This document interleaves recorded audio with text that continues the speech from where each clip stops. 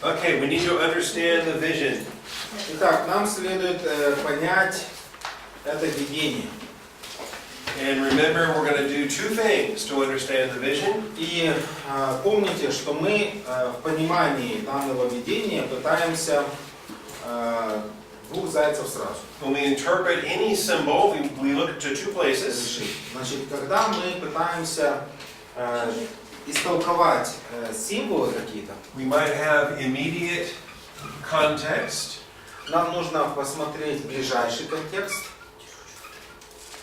and that's what we have here in Daniel chapter 2. И это то, что мы находим здесь в Даниила во 2 главе.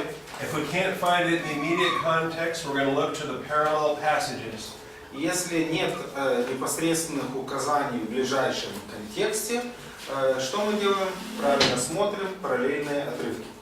Окей, а если человек только начинает в это все вникать, он не знает параллельные отрывки? How to be in a case if just the student starts to study the Bible, how he would know the parallel passages? That will take time. Ну да, потребуется немного времени. But the more that you study and the more that you are familiar with the Bible, you will learn those parallel passages. Но по мере изучения Писания мы можем найти эти параллельные отрывки. And a lot of times we have both. И во многих случаях мы можем найти и то, и другое. Here we have the immediate context. Поэтому здесь непосредственно в ближайшем контексте, But after we learn about the beasts and the horns, we're going to learn that we have parallel passages. мы находим объяснение. Но также, когда мы поговорим о звере и рогах, мы также увидим, что есть параллели и в этом отношении.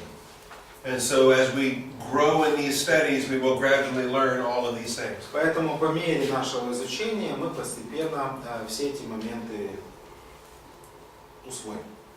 Okay, so the interpretation starts in verse 36. Итак, мы видим, толкование сна начинается с 36 стиха. Read 36 through 38, please. Прочитайте с 36 по 38, пожалуйста. Оставь сон, а його розв'язку зараз скажемо перед царем.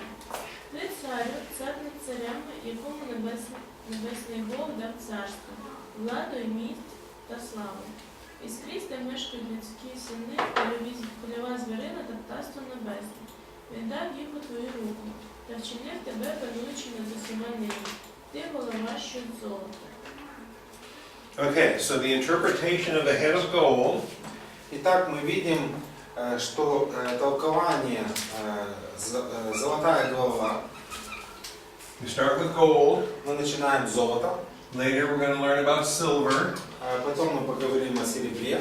What is worth more, gold or silver? Что более ценно, золото или серебро? Gold is worth more, that's right. And we're going to learn that silver is an inferior kingdom. И мы увидим, что серебро представляет собой царство великое, но меньшее. We're even told in verse 39 that it is an inferior kingdom. Поэтому в 39 стихе будет говориться о том, что оно будет меньшим царством. And then we're going to have bronze. И потом бронза. Bronze is inferior to silver and Мы видим, gold. что бронза по своей ценности дешевле, чем золото и серебро. And then we have iron. Потом у нас идет железо. And in each of these cases we have a metal that replaces the previous metal. И поэтому в каждом из этих случаев у нас есть металл, который уценяется. When the silver replaces the gold, there's no more gold mixed into the silver. Поэтому, когда серебро заменяет золото, мы не видим, что золото смешивается с серебром.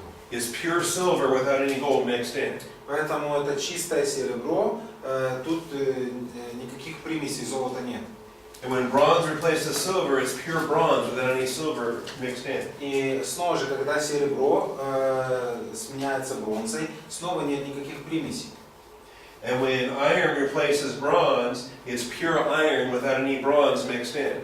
Поэтому, когда железо сменяет бронзу, снова же это чисто железо, нет никакой смеси с бронзой. And I'm being very slow to walk through this process because something new happens with the feet. Почему я так медленно все это объясняю? Поскольку что-то новое происходит с ступнями. With the feet we have the introduction of clay into the iron. Поэтому относительно вот этих пальцев мы находим железо и глину. It is not a clay empire that replaces the iron empire. Это не глиняная империя, которая заменяет железо. It is not a civilization that replaces Rome. Это не цивилизация, которая меняет Рим. It's important that in each of these steps, the one that conquers replaces what they conquered. Поэтому очень важно в каждом из этих шагов рассматривать то, что каждая цивилизация она заменяла последующую. But clay does not conquer iron. Но мы видим, что в данном случае глина она не завоевывает. Clay is injected into the iron and they attempt to mix. Железо. Но мы видим, эта глина смешивается с железом и представляет собой сборную солянку. But clay and iron cannot mix very well at all. Но мы с вами понимаем, что железо и глину мешать не очень хорошая смесь получается. So it's going to be partly strong and partly brittle. Поэтому мы читаем описание этого качества империи. Частично сильное, частично не очень. Because it's partly iron, partly clay, it's partly strong and partly brittle. Поэтому частично оно слабое, частично сильное из-за того, что частью железа, частью глины. Okay, so we know, not because we're smart, Поэтому мы знаем, не потому что мы такие умники, not because we're going to impress people and write a bunch of books, не потому что мы захотим удивить людей и написать кучу книг. we don't want to use prophecy as a sensational item for marketing. Но мы не желаем использовать пророчество в качестве, скажем так, выйти на рынок сенсаций, знаете, мне открылось что-то новое. We're going to use the immediate context and the parallel passages to interpret the symbols. Поэтому нам нужно использовать ближайшие контексты, параллельные отрывки для правильного истолкования символов. In verse 38 we're told that Babylon is the head of gold. И в стихе 38 мы находим, что Вавилон является этой головой.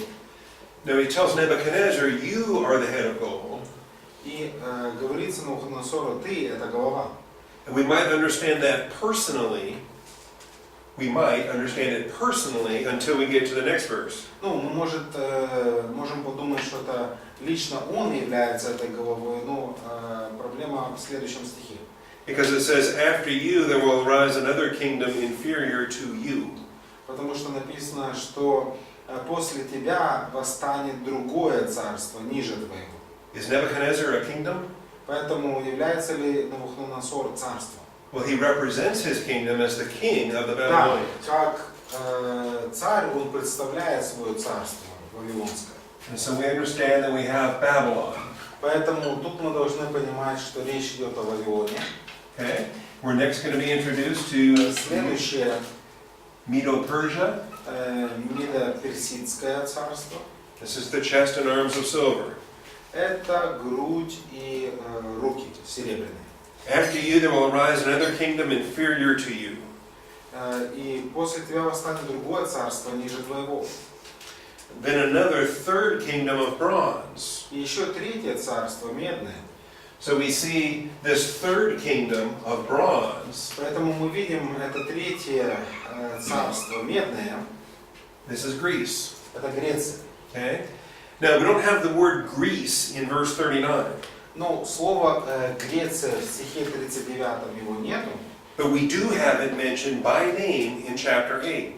Но в 8 главе это царство упоминается по имени. So this is another example of how we're using the immediate context as well as the parallel passages to understand the symbols of what we're looking at. Поэтому мы здесь видим еще один пример, как мы можем использовать не только ближайший контекст, но и параллельные отрывки для определения данных символов. We also have the biblical record that shows the sequence of these empires as they afflict the Jewish people. Также мы видим библейское описание этих царств по мере, скажем, вот этих набегов, которые они совершали на народ Божий. Because these are the Gentile empires that have sovereignty over Jerusalem during the times of the Old Testament and into the New Testament. Поэтому эти империи, они имели вот свою власть над Иерусалимом, как в Ветхом Завете, так и в Новом Завете. Because understand, this is huge for today and next week and the rest of your life. Потому что для нас это очень важно понять, и такой переломный момент для не только на эти недели, но и для оставшейся на всей нашей жизни. Because something bigger happened in 586 BC besides the destruction of Jerusalem. Потому что гораздо что-то большее произошло в 586 году, кроме разрушения Иерусалима. The throne of David was vacated. Поэтому трон Давидов, скажем, был сдвинут с места. The throne of David was vacated. Поэтому трон Давидов был снят. And still to this day, И до сегодняшнего дня Jesus Christ is entitled to that throne. Иисус Христос, Он имеет права на это. Jesus is the heir of David. Иисус, Он является наследником Давида. From father to son to son to son to son to Jesus of Nazareth, he is entitled to the throne of David. Поэтому от отца к сыну, к сыну, к сыну и вплоть до Христа Иисус Христос имеет это право посягать на этот трон. And Jesus will take his seat on that throne. И Иисус воссядет на этом троне. But that's waiting for his second advent. Но нам придется подождать второго пришествия. Something that can't happen until at least 2022 or later. AD. That can't happen. It cannot happen until at least 2022 or later. It cannot happen today. Поэтому это что-то, что не может... Okay. Это что-то, что не может произойти, по крайней мере, до 2022 года или позже. Because even if the rapture happens this year, я тоже был немного удивлен, потом я с математику вспомнил. even if, and I hope it does, Говорит, если даже случится восхищение церкви сегодня, если такое будет, я надеюсь. even if the rapture happens this year, we still have 7 years of tribulation Но мы before. понимаем, что есть еще 7 лет скорби, и потом придет Христос. And I believe even if the rapture happens today, Я полагаю, что даже если восхищение произойдет сегодня, that doesn't mean tribulation starts first thing tomorrow morning. я не думаю, что скорбь начнется завтра утром. There may be a transition time in between until Antichrist rises to sign the treaty. Почему? Потому что, возможно, займет некоторое время переходное, когда Антихрист придет к власти и подпишет договор.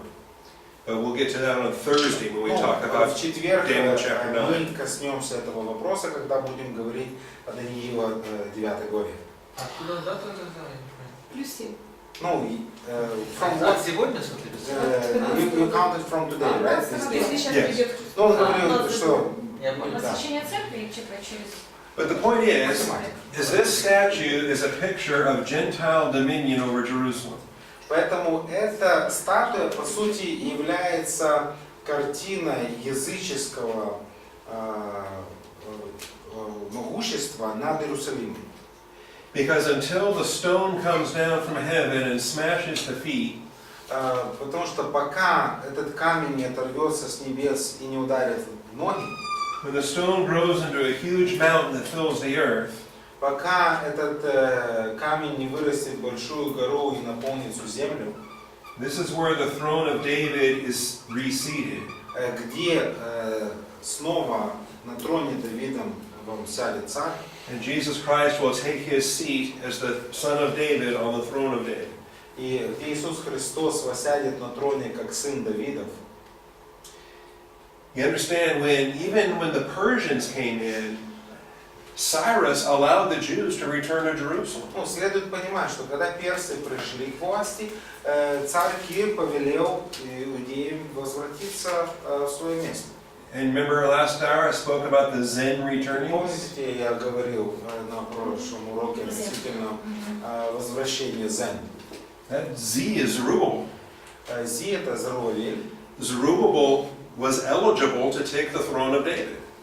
Зоровавель, он имел легитимные права воссесть на троне Давида.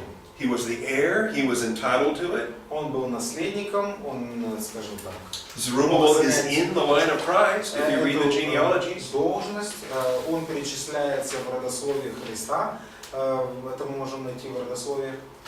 But he does not take his seat as the son of David on the throne of David. Но мы видим, что он не занимает свое место на троне Давида, он как сын Давида. He will rule as a Persian governor. Он управляет страной как персидский управитель. And even during the empire of Rome, И также во время Римской империи, when the Lord Jesus Christ walks this earth, когда Господь Иисус Христос ходил по этой земле, he was the son of David, он был сыном Давидовым, the heir, наследником, he was entitled to that throne, он имел права на этот трон, but the Father did not yet assign him to take that throne. но Отец Небесный не определил это время для вступления во власть. That is waiting for the fulfillment in the millennial kingdom of Почему? Jesus Потому Christ. что есть это ожидание исполнения всех этих пророчеств в тысячелетнем царстве. And so understand we're seeing Gentile history in the outworking of this statute. Поэтому здесь мы видим развитие языческой истории в этой скульптуре. And we are seeing the history of the Gentiles unfold from the time the throne is vacated to the time the throne is seated.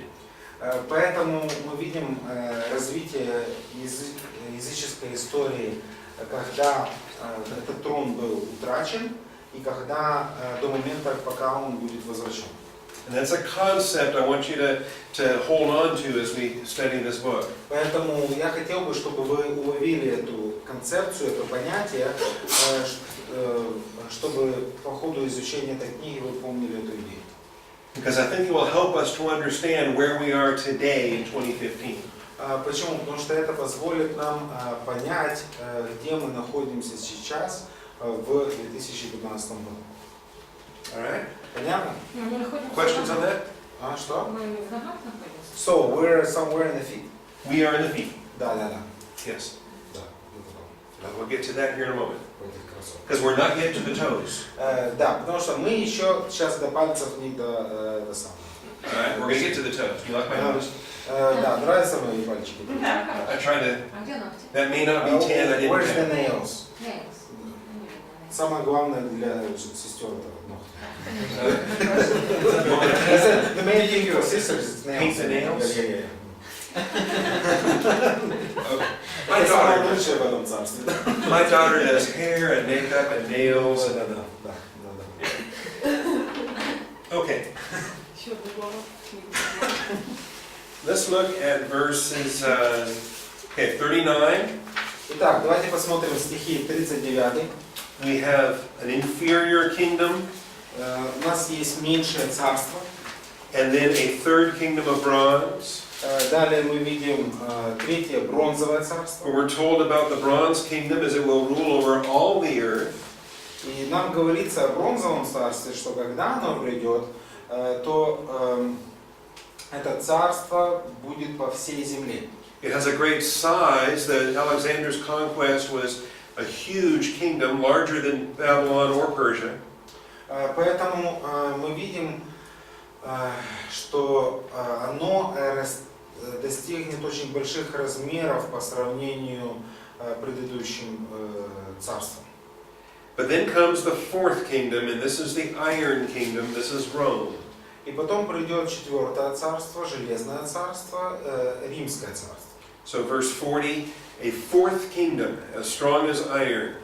Поэтому стих 40, а четвертое царство будет крепко, как железо. It's important to observe in these details that we have these four kingdoms in immediate sequence. И очень важно заметить, что эти 4 царства, они меняются одно за другим. First, second, third, fourth. Первое, второе, третье, четвертое. Each one is replacing the one that preceded it. Поэтому каждое заменяет предшествующее. There are some strange interpretations out there that try to divide these over the last several thousand years. Потому что есть странные толкования, которые пытаются растянуть эти утверждения на большие какие-то промежутки в 1000 лет. But this text does not allow for that. Но прочтение текста не позволяет нам делать такую интерпретацию. It has four empires in immediate succession. Поэтому у нас есть 4 царства в полной последовательности. And Rome is the fourth. И Рим является 4-м. And there is not a fifth. И 5-го нету. Okay? Clay is not a fifth empire that replaces Rome. Глина — это не 5-я империя, которая заменяет Рим. The iron and clay circumstance is an extension out of the fourth empire. Поэтому железо и глина — это своего рода, скажем так, как это назвать? I'm looking for word. Okay? Филиалом. Не филиалом, а, скажем, продлением вот этого царства. Because again, we find some strange theories that are very popular today. Потому что снова можно найти массу популярных теорий. And they sell a lot of books and make a lot of videos. И много людей продает куча книг, всяких видео. One of the common ones now is talking about a Muslim Antichrist. Например, современная такая теория, что речь идет о мусульманском антихристе. As if Islam is the fifth empire. Как будто ислам, он превратится в 5-ю империю. If Islam is the empire of clay that replaced the empire of Rome. Что ислам является вот этой империей глины, которая заменит Римскую империю. As if the stone comes and strikes Islam to bring in the millennium. Что этот камень упадет, и он разрушит ислам, и начнется тысячелетнее царство. Okay? And there's others similar. Ну, есть и другие разные идеи похожие.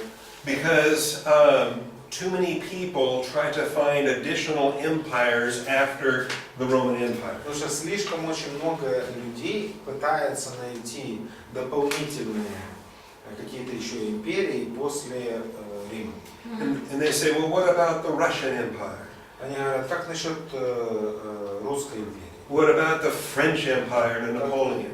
Насчет Наполеона, французской империи? What about the British Empire? Как насчет британской империи? You know, the British Empire was the first truly global territory. По сути, британская империя, она на самом деле стала первой глобальной, то есть всемирной такой, захватывающей. At its height under Queen Victoria, it was said that the sun never set on the British Empire. И при королеве Виктории говорилось о том, что солнце никогда не заходит в британской империи. From England to Начиная с Англии до Америки, Australia, Австралии, India, Индии. all of the possessions of England around the world. Поэтому все вот эти земли, которыми Англия обладала по всему миру.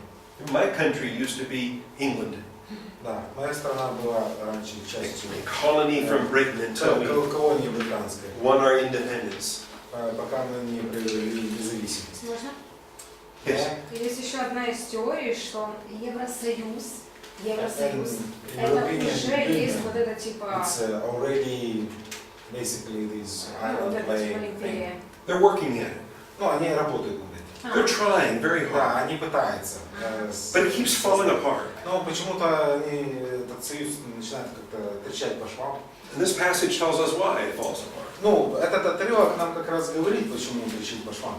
Because clay does not mix well with iron. Потому что глина с железом хорошо не мешается. And they attempt to hold together. Но они совершают попытки это все дело смешать. But time and time again they keep falling apart. Но только построят, она начинает рушиться. But keep that in mind. Но помните об этом. Because I believe we're going to see more of that. moving Потому forward. что такого движения в этом направлении мы будем видеть все больше и больше. Okay, now the fourth kingdom in verse 40, Итак, 40 стих, 4 царство. it conquers and it breaks, it crushes and it never loses. Поэтому как железо разбивает и раздробляет, все так и оно, подобно всесокрушающему железу, будет раздроблять и сокрушать. Никаких проигрышев не будет. It is significant that historically Rome never is destroyed or overcome. И интересно заметить, что Рим, по сути, он не был окончательно разрушен или побежден. And whether we look at 476 AD, Поэтому, если мы смотрим там 476 год торжества Христова, that's in the West, or 1453 AD или 1453, for Constantinople in the East. когда Константинополь пал. By the way, the Byzantine Empire was not truly Roman. Ну, Византийская империя не была, по сути, римской. The Byzantine Empire was Greek in culture and in language. Поэтому Византийская империя, она была по своей культуре греческой, в своем языке. And so I don't put as much attention on 1453 as I put on 476. Поэтому я слишком большое внимание на 1453 год не обращаю, как на 476. But the point is there was not a fifth empire that came and replaced Rome with sovereignty over Jerusalem. Ну, суть заключается в следующем, что не пришла какая-то пятая империя, которая возобладала властью над Иерусалимом. Instead, we had the injection of clay within the iron, Вместо этого мы видим смешение этой глины с железом. invasions and invasions and invasions of Набеги, basically German people, по сути, германских людей. the Goths of the Готы, Visigoths and Ostrogoths, австроготы, визиготы, Franks and Lombards. франки, ломбарды. Okay, they're all Germanic peoples. Это все германские народы. Okay, we have an invasion of clay within the iron culture. Поэтому были вот эти набеги этой глины на эту железную культуру. And they did not come to conquer and replace. И они совершали эти набеги не для того, чтобы завоевать и заменить. They came to join in and to become a part of the Roman culture. Они, скажем так, они совершали эти набеги для того, чтобы присоединиться и стать частью этой римской культуры. And yet the whole thing collapsed and fell because it could not unite the clay with the iron. Но все это дело, оно по сути распалось на части, поскольку глина с железом не мешается. Хорошо. So let's look at the verses here and see what we observe in this. Поэтому давайте посмотрим эти стихи здесь, что мы наблюдаем. Because in verse 41 we have feet and toes.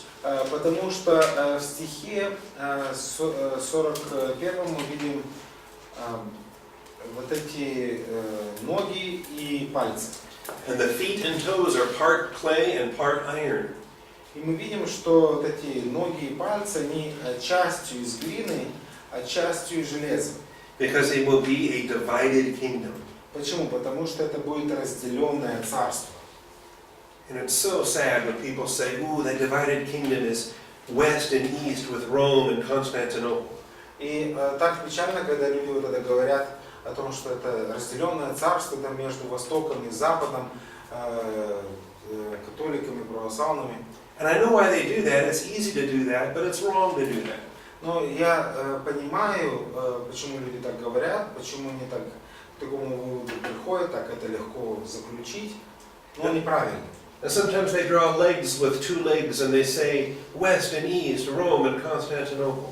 Поэтому иногда они вот рисуют две ноги и говорят, вот Запад и Восток, это Рим и Константинополь. That's not right either. Но это не и то, и то. It's iron represents Rome. Это железо, оно представляет собой Рим. And clay represents something foreign coming in to join. А глина, она представляет нечто чуждое, что присоединяется к Риму. See, right now in the United States, we have a lot of Mexicans that cross the border and try to join our country. Ну, сейчас в Штатах очень много мексиканцев пересекает нелегально границу и пытаются присоединиться к нашей стране. And they're from Mexico and Central America and South America. С Мексики, Центральной, Южной Америки. And they cross illegally and they blend in. И они вот нелегально пересекают границу, смешиваются. Okay? And we see clay entered in and it's trying to mix with the iron, but it can't. Но мы видим, как вот это, скажем, с нашей точки зрения, это глина, да, пытается проникнуть, смешаться, но не мешается. The term mixed in verse 41 and again in verse 43. Mixing. Поэтому снова мы видим verses 41 and 43. 41 и 43 стихи мы видим слово смешанное. The iron is mixed with the clay. The iron is mixed with the clay. Что они смешаются, значит, смешаются с глиной, смешаются с глиной. So this is something different than what we had when silver replaced gold, bronze replaced silver, or iron replaced bronze. Поэтому здесь мы видим нечто другую картину, чем предыдущие, когда золото сменяется серебром, серебро бронзой, бронза железом. Clay did not come to replace iron, clay came to be mixed with the iron. Поэтому глина, она приходит не заменить железо, она приходит смешаться с железом. Можно вопрос? May I ask a question? По 43-му According to verse 43. Ну, можете вы чуть-чуть больше сказать, возможно, ну, может это то, что говорили, да, Мексика, Америка пытаются смешиваться, что здесь сказано, но они смешаются через семя человеческое. Could you say a little bit more about it? They combine Yes. in the seed of man. Yes. Да, я I'm сейчас. working on that. Да, я к этому иду. Because that's it's so important. Потому что это очень важно. 5 баллов. 5 extra points, okay. All right. Now, it has some toughness.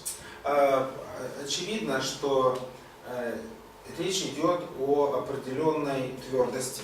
Because it still has, the iron remains to some extent, there is some toughness. Потому что в той или иной степени эта империя будет обладать твердостью. But part of it is very brittle because it has the pottery in verse 42. Но отчасти она очень хрупкая. Почему? Потому что есть вот эта глина, которая содержится. Okay, now verse 43, what you're getting Теперь at. 43 мы к этому идем.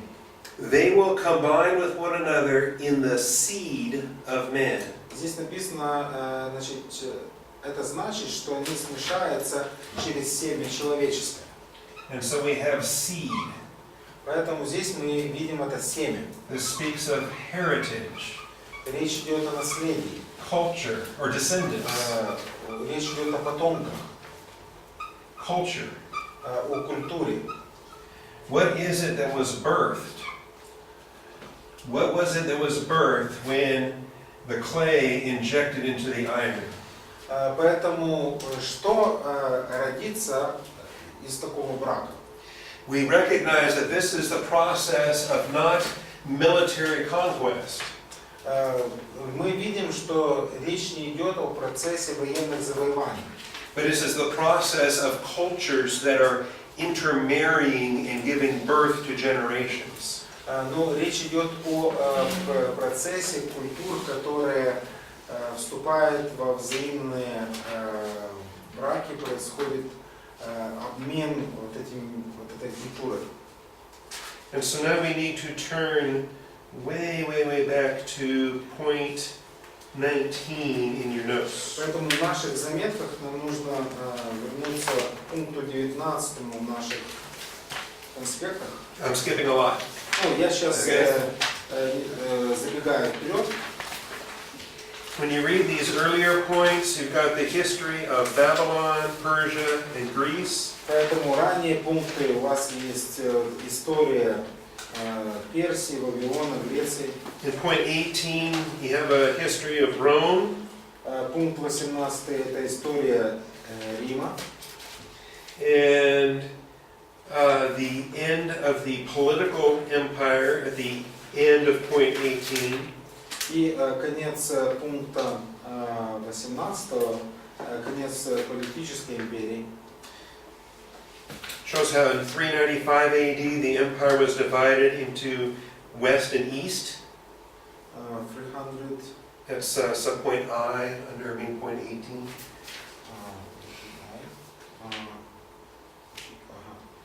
С 395 по Рождеству Христово империя навсегда разделилась на западную латинскую и восточную греческую. It is significant that in the west it was the Latin west, but it was the Greek or Byzantine east. И это важно, что на Западе они стали говорить на латыни, а на Византии продолжали на греческом. Okay. The Western Empire was overrun and gradually dismembered by various Germanic tribes. И Восточная империя просуществовала и была в конце концов разорена германскими племенами Западной империи. In 410 AD was the Visigoths. В 410 году визиготы. In 455 it was the Vandals. 455 вандалы. And then finally in 476 it was Odoacer. И 476 год I think Odoacer was an Ostrogoth.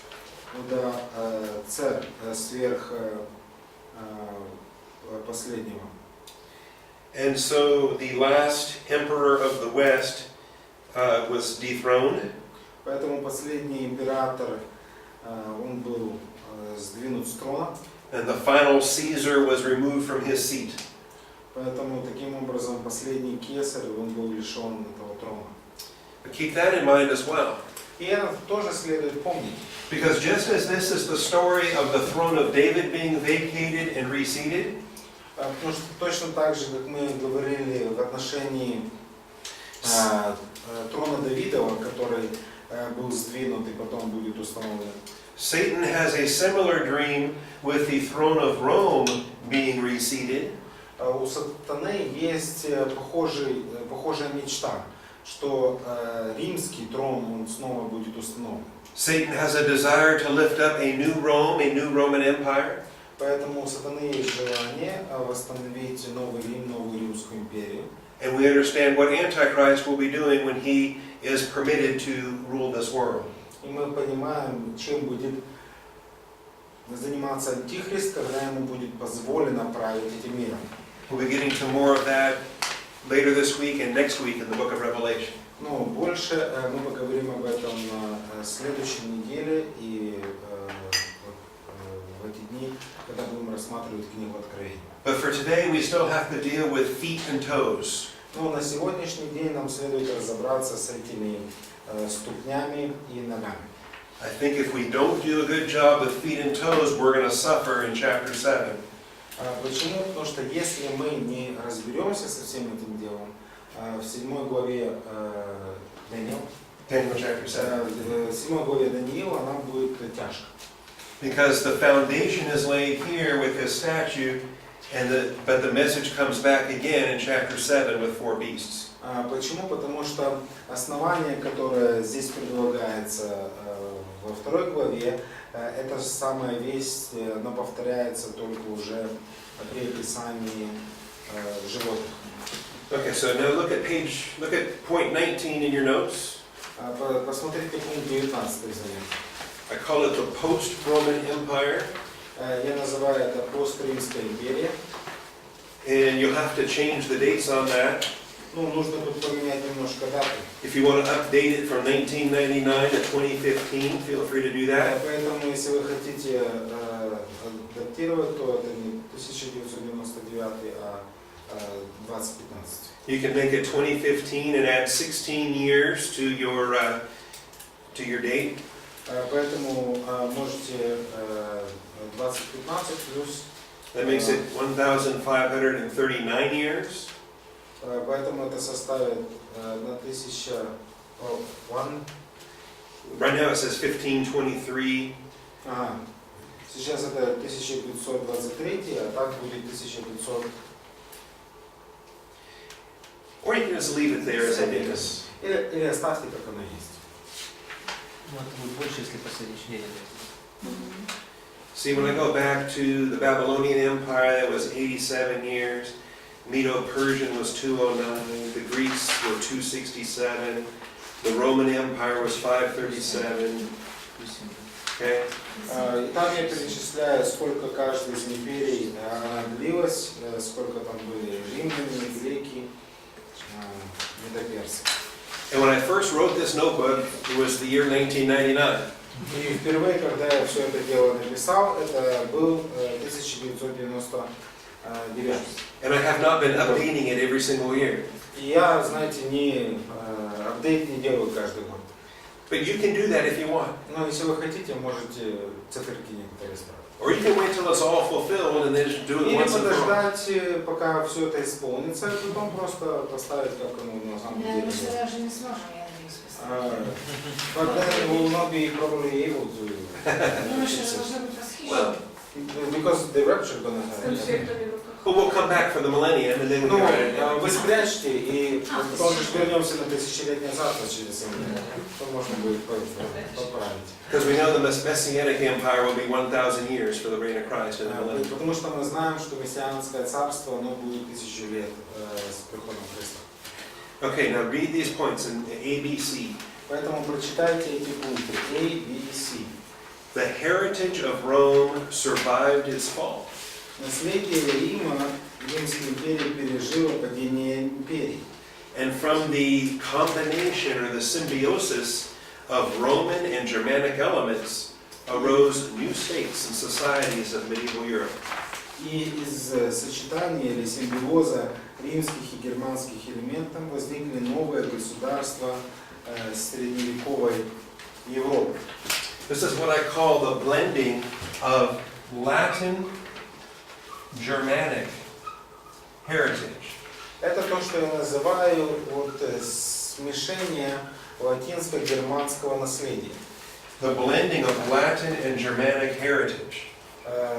Смешение латинско-германского наследия. Okay? And again, I think it's important that we identify that as the blending of clay and iron. И снова же, я думаю, это важно, когда мы пытаемся определить, что собой представляет это смешение железа и глины. Because the Byzantine section is Greek, not Latin. Почему? Потому что византийское, этот раздел, он по своей сути греческий, не латинский. And the Byzantine culture was blended more with Slavic culture than Germanic culture. И византийская культура, она больше смешалась со славянской, нежели с германской. That's why the Roman church is mainly Roman and Germanic, but the Orthodox church is more Byzantine and Slavic. Вот почему римская церковь в основном является римско-германской, а византийская получается византийско-славянской. Okay, does that make sense? Смысл имеет, да? And so what we're looking at in this message is the Latin and Germanic heritage of what used to be Rome.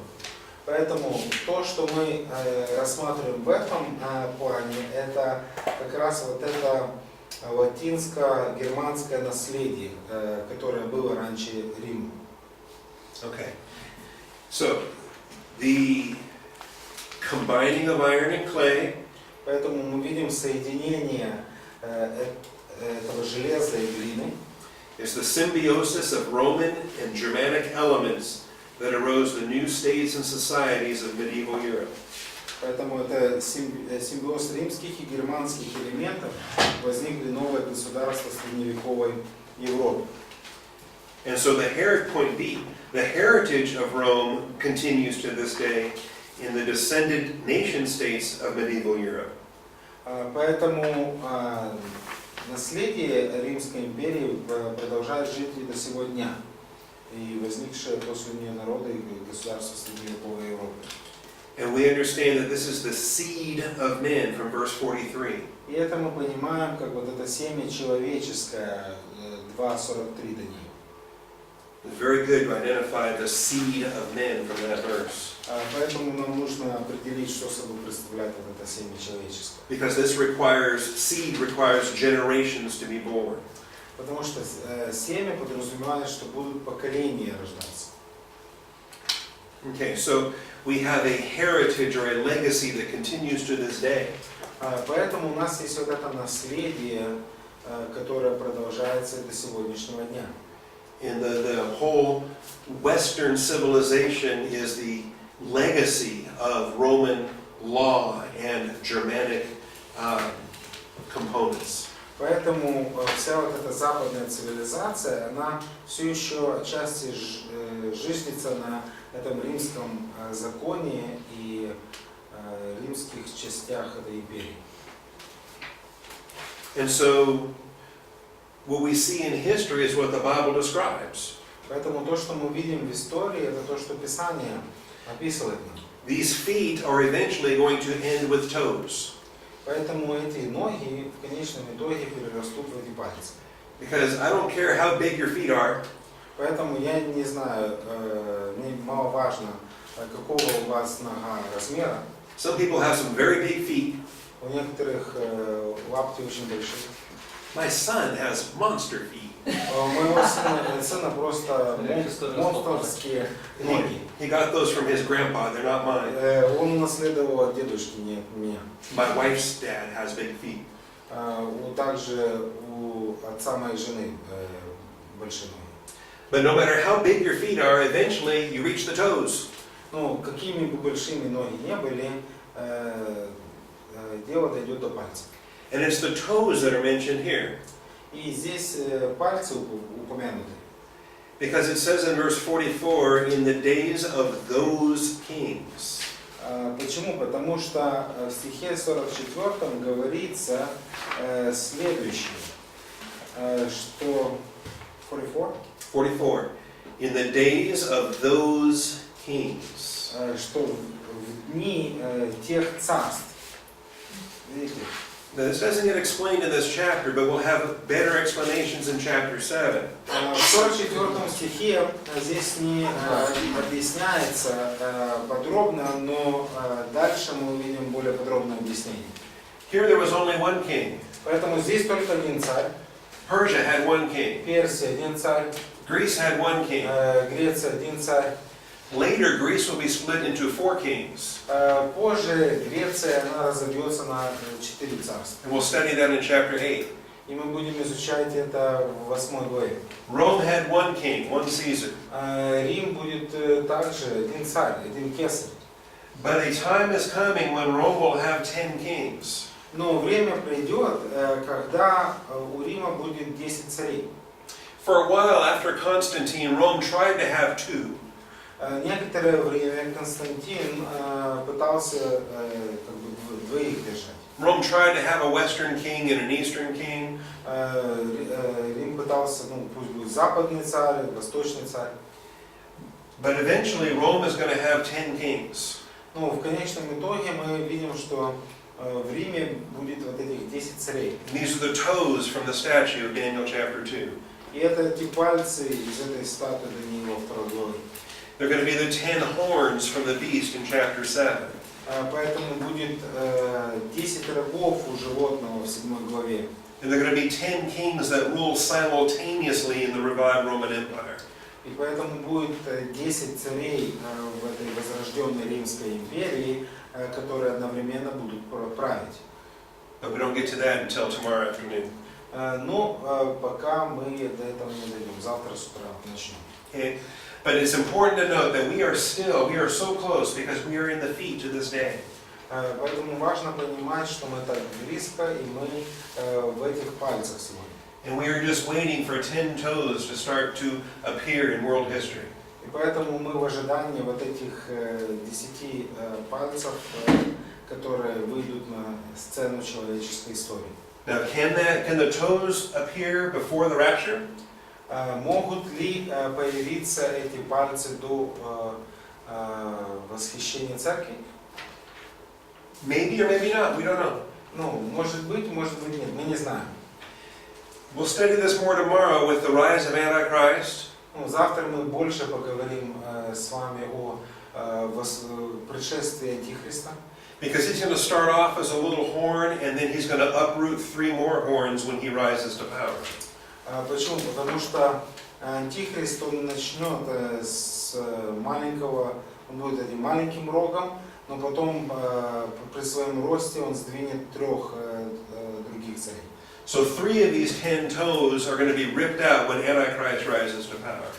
Поэтому 3 из этих царств, они будут вырваны, когда Антихрист придет к власти. Okay? And that's one thing that to not lose sight of. И это одна из тех вещей, которые не следует терять из виду. We know that Antichrist cannot be revealed until the church is raptured. Ну, мы знаем, что Антихриста определить по сути невозможно, пока не произойдет восхищение церкви. Did you study that before in 2 Thessalonians chapter 2? Изучали это раньше во 2 Фессалоникийцам 2 главе, да? You studied about the restrainer and why Antichrist cannot be Мы revealed? говорили об удерживающем и что он собой представляет. Okay, good. Хорошо. So, you know that that great big horn can't show up yet. Поэтому мы знаем, что, скажем, появление вот этого большого рога, ну, еще нет места этого. But does the restrainer of the Holy Spirit through the church, does that keep the 10 toes from manifesting? Но вот этот удерживающий, он вообще блокаду сделал, или он позволяет все же этой силе действовать и развивать эти царства? I don't know. Я не знаю. Some people say yes, Некоторые говорят да, some people say no. некоторые говорят нет. And I say anyone that says yes or no can't point to a verse to prove their point. Но я говорю о том, что никто, кто говорит да или нет, не могут указать конкретный стих, чтобы подтвердить. I believe the restrainer of 2 Thessalonians 2 only points to Antichrist himself. Поэтому я думаю, что удерживающий во 2 Фессалоникийцам 2, он указывает только на Антихриста собственно. So we might still be here and alive to see the rise of the revived Roman Empire. Поэтому, возможно, церковь еще, мы с вами увидим восстановление этих, скажем, царей при восстановлении Римской империи. But even if we do, we won't see the rise of Antichrist. Но даже если мы застанем это, мы не застанем, скажем, приход самого Антихриста. Does that make sense? Смысл имеет, да? Okay. Yes. Think how exciting it would be, though, Поэтому насколько это будет восхитительно, if we do see the 10 toes. если мы увидим этих 10 пальцев, We might then start wondering which are the 3 that get ripped out. и we just one. But we won't know. Да, и мы будем думать, какие же пальчики вырвутся, значит, или что будет. Ну, знать не будем до конца. Okay. Any questions on this chat? That's a lot. I know that's a Я lot. знаю, сказано было много. Есть ли вопросы Any questions on this chapter? по 2 главе? Do you understand the clay and iron mixture? Вы понимаете эту идею смешения глины и железа? Do you ever study the medieval Europe or the history of the Middle Ages? Вы когда-нибудь изучали историю средних веков, историю Европы, средневековья? Okay. Когда-то. Long time ago. Long time ago. Okay. Do you understand what are called the Romance languages? Значит, романские языки. Слышали? You have German and English and French, Немецкий, английский, французский, Spanish, испанский. Español. ¿Se habla español? Aquí? No? Oh, qué terrible. Qué lástima. Okay. Spanish, Italian. Итальянский. These are the blendings of Latin and Germanic, iron and clay, linguistically. Это, по сути, смешение латыни с германскими всякими наречиями. So historically, we're looking at Western Europe more than Eastern Europe. Поэтому исторически мы более делаем акцент на рассмотрении Западной Европы, нежели Восточной Европы. Because the Slavic peoples and the Russian peoples and the Turkish peoples, they are also spoken of prophetically. Потому что славянских, русских, турецких народах. Также о них говорится пророчески. But those are the Gog-Magog prophecies of Ezekiel, not the prophecies of Daniel. Но это, скажем, вот эти Гоги и Магог из Иезекииля больше пророчества, нежели тех, о которых здесь идет речь. And I think you get into trouble if you try to blend East with West. И я думаю, будет проблема, если мы попытаемся смешивать Восток с Западом. I'm out of time. Я вышел из That beep, beep, beep, beep, saying time to stop. My phone Oh, okay. active mode. Okay. I'm ready to receive calls. Just a minute. Okay, cool. I do the same thing. My phone turns off when I'm in the pulpit and turns on when Anyway, I don't want my phone to ring when I'm preaching in church. All right. Thank you, Father, for this day, for this class. Благодарим Отче за этот день, за этот класс. Thank you for these students and the questions they ask. Благодарим за студентов, за те вопросы, которые они задают. I pray that you would keep them thinking and asking more questions. Я молю, чтобы они продолжали размышлять над этим, задавали вопросы. I ask that they would learn this truth from the Word itself. Я прошу, чтобы они подчеркнули эти истины из самого Слова. I don't want anybody to believe anything just because I said so. Я не хочу, чтобы кто-либо верил во что-либо только потому, что я что-то сказал. I want each student to believe the Word of God because the Word of God says so. Я желаю, чтобы каждый студент верил в что-то, в кого-то, поскольку Божье Слово говорит. And so bless this study this week and next, Father. Поэтому благослови наше изучение на этой неделе и на следующей. In Jesus Christ's name we pray. Отче, и мы молим это во имя Иисуса Христа. Amen. Аминь.